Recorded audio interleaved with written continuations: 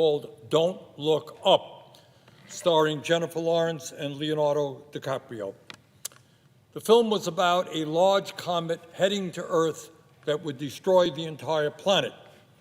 And the astronomers who discovered the comet kept trying to gain the attention of people and explain to them what was happening and the need for immediate and bold action to save the planet. In that movie, they failed, and the planet was destroyed. That was a movie. Now let me tell you about something that is not a movie, not fiction, but reality.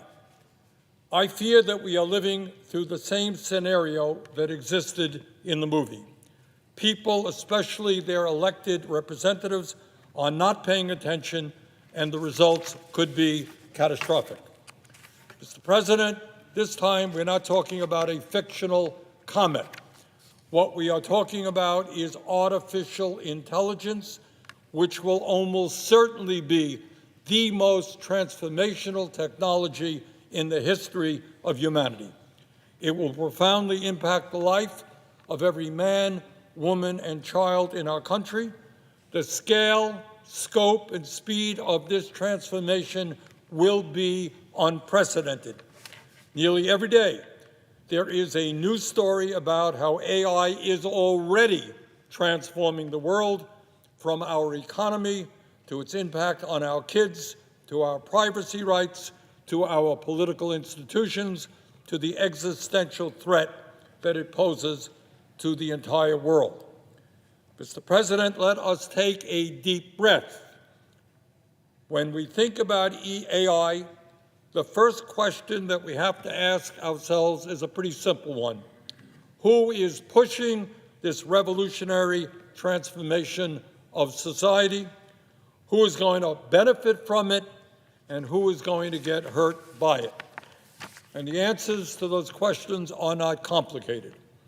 At a time in American history when we have more income and wealth inequality than we have ever had before, the AI revolution is being pushed by the very wealthiest people in our country, including Elon Musk, Jeff Bezos, Mark Zuckerberg, Peter Thiel, and Larry Ellison.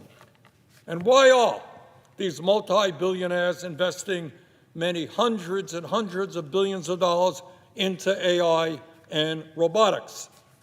Is it because they want to improve human life? Is it because they want to address the economic struggles facing the 60% of our people who are living paycheck to paycheck? Americans who are struggling to pay for groceries, health care, housing, and education. Is it because they want to make sure that all Americans have access to health care as a human right, and that we successfully address the crises we face in housing, education, and so many other areas? Is that why these multi-billionaires are pushing this revolution? Maybe, but I doubt it.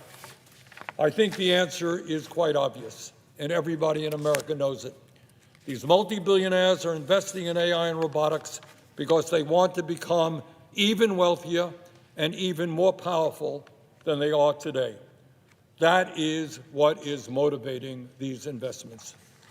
Mr. President, I think it's enormously important we take a hard look at what an uncontrolled AI push by the wealthiest people in our country will mean to ordinary Americans. Over the past year, I have spoken with workers and union leaders, computer scientists, psychologists, religious leaders, environmentalists, and privacy experts about AI and robotics. And while each of these people may be focusing on a different aspect of the overall situation, they all agree that the unregulated race to develop more and more powerful AI represents a profound threat to humanity. And Mr. President, this is exactly what the average American today is telling us. Recently, a poll came out from the publication Heat Map, which expresses an enormous change in sentiment with regard to data centers. Whereas a year ago, Americans were evenly split on whether they supported building a data center near where they live, there is now a 50-point gap, with 71% of Americans opposed to building a data center near where they live. And it's not just data centers. When pollsters ask how people feel about AI, there is enormous and growing apprehension. A recent Quinnipiac poll found that 55% of Americans think AI will do more harm than good, and only 5% think AI development is being led by people and organizations that represent their interests. Mr. President, let me give you some of the reasons, just some, as to why the overwhelming majority of Americans are deeply concerned about the rapid development of AI and robotics. The American people feel, with 70% numbers in a recent poll, that AI will lead to fewer jobs, and they're quite right about their concerns. Elon Musk, who has invested hundreds of billions in AI and robotics, recently said that, quote, AI and robots will replace all jobs, end quote. Bill Gates, who has also made huge investments in these technologies, predicted that humans, quote, won't be needed for most things, end quote. Mustafa Suleyman, the CEO of Microsoft AI, said most white-collar work, quote, will be fully automated by an AI within the next 12 to 18 months, end quote.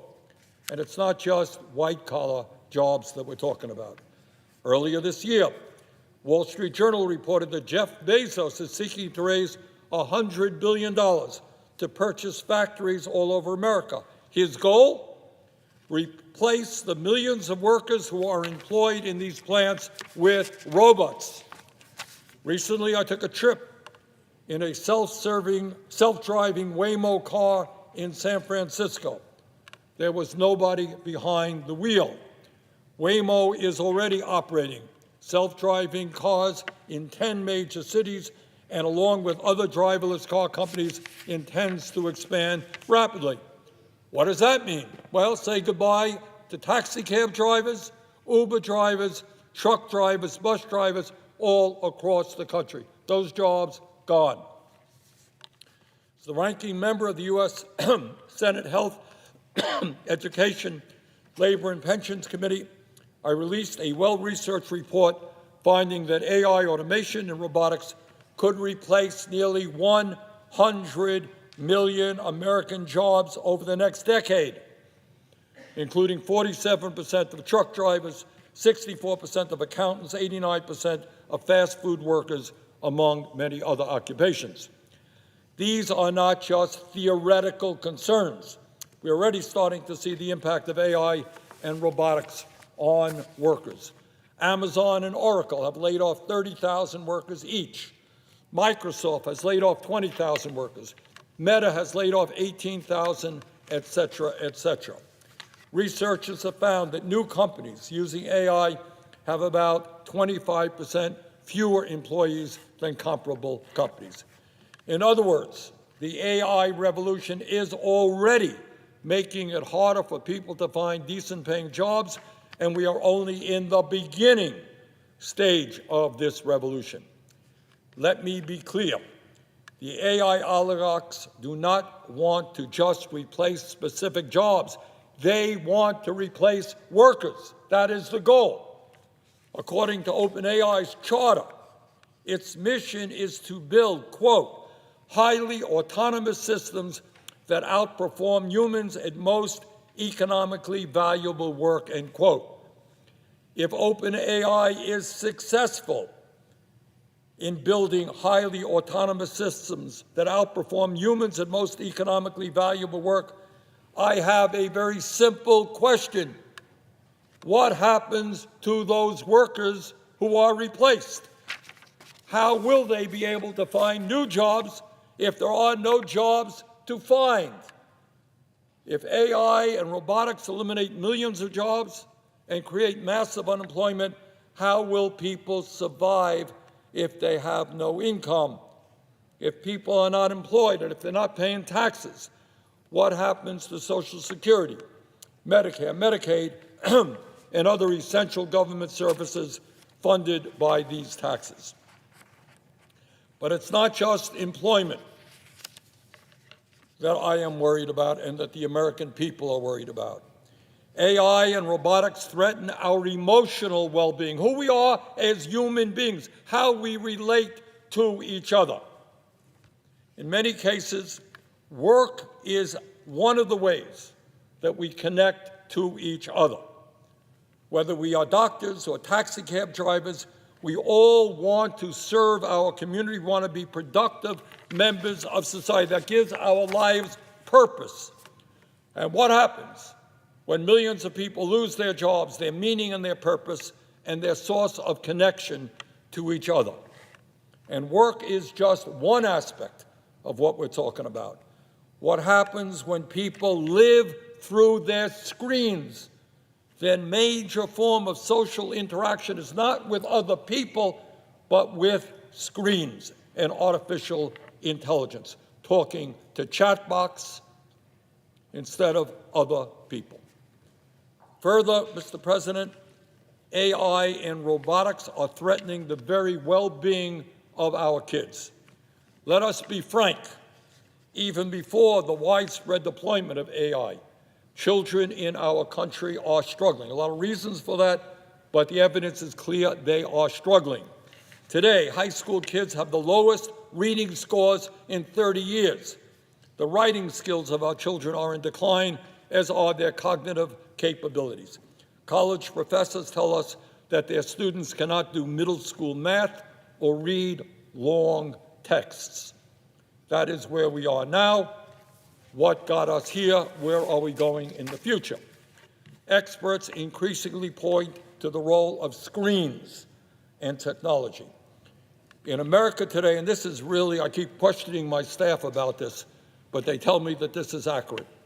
In America today, about 40% of children have a tablet by age 2. 40% of children have a tablet by age 2. The typical 5-year-old spends over 3.5 hours per day on screens. Nearly all schools now provide devices in classrooms. Mr. President, what is going on here? And let us be clear. The extraordinary amount of time our young people spend on screens and the impact that time on screens is having on them, all of this is not an accident. We have testimony from employees at the major big tech companies like Meta, which owns Facebook and Instagram, that algorithms they developed were designed to addict kids to screens. Addict kids to screens. A senior researcher at Meta, for example, called Instagram, quote, a drug. In other words, Mr. President, the big tech oligarchs are addicting our kids to screens so that they can make more and more money. They are sacrificing the health and well-being of our children for their increased wealth. And now big tech companies are pushing AI and robots to replace teachers in our classrooms. Apparently, it is not good enough for them to addict our kids to screens. Now they want to push AI and robots to replace teachers in classrooms. Do we as a nation really want AI robots teaching our kids? Does anyone have any evidence whatsoever that this new technology will help our kids learn better? And it is not just the intellectual abilities of our kids that we should worry about. AI is also impacting their mental health. It is no great secret that millions of our children are struggling emotionally, and loneliness and depression are on the rise. There are many kids in America today whose best friends are not other children they know, but AI bots. What does it mean for young people to form friendships with AI and become increasingly isolated from other human beings? Does anyone in America think the past 20 years of social media have been good for children's mental health and cognitive capabilities? Does anyone really think we should now entrust these same companies with even more power over our children's well-being and development. But it's not only our kids' health, it's not only the economy. AI is threatening the very concept of privacy rights. You know, we hear on the floor of the Senate time and time again, we are a free country, we are a free people. Well, let me give you the bad news. We're not quite as free as people think we are. For decades, companies have been collecting our personal information, what we search for online, where we visit, who we talk to, what we buy. Now, AI-powered surveillance companies like Palantir make it possible for someone to quickly analyze all that information, find patterns, and create profiles of us. And by the way, Mr. President, not just the economy, it's not just our mental health, it's not just what's happening to our kids. AI is threatening our democracy. We're back to that film, Don't Look Up. Well, maybe we should look at what's going on the internet right now, this minute. The rise of deepfakes, convincing fake images, videos, and audio make it possible for bad actors to distort what elected officials and candidates are saying. And I suspect this is personal for many members of the Senate who have had experiences with this issue. And let me tell you, if you don't think this will ever happen to you, you are very mistaken. In a recent Republican congressional primary in Kentucky, a super PAC opposing Thomas Massie released an ad with deepfakes depicting him in a romantic relationship with female members of Congress. It was a lie, but there were voters in Kentucky who believed that.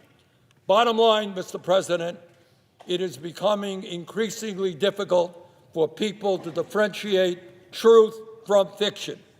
How can people make informed political decisions if that occurs? And Mr. President, as we speak, all over this country, people are rising up against data centers in their own communities. They don't want to pay higher electric rates. They're worried about the impact of water. They're worried about the impact of noise and heat. And we're seeing people, whether they are Republicans, Democrats, conservative, progressive, saying no to these data centers. So, Mr. President, I hope very much we don't do what people did in that movie, Don't Look Up. I hope while this massive revolution is taking place, which is going to transform our lives, I hope that we look up. And I hope that people in Congress have the guts to say that the future of humanity should not be determined by a handful of the wealthiest people on earth. That maybe in a democratic society, the people should determine where we want to go. And I know that AI is spending tens of millions of dollars on campaign contributions. And if you speak up against them, hey, they're going to put millions of dollars of 30-second ads against you.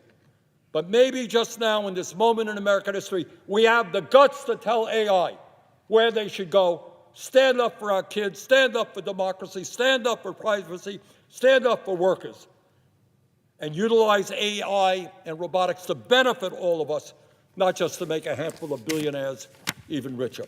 Thank you very much, Mr. President. Under the previous order, the Senate will resume consideration of the following nomination, which the clerk will report. Nomination, the judiciary, Antonio M. Bezos of Pennsylvania to be United States District Judge for the Eastern District of Pennsylvania. The question is on the nomination.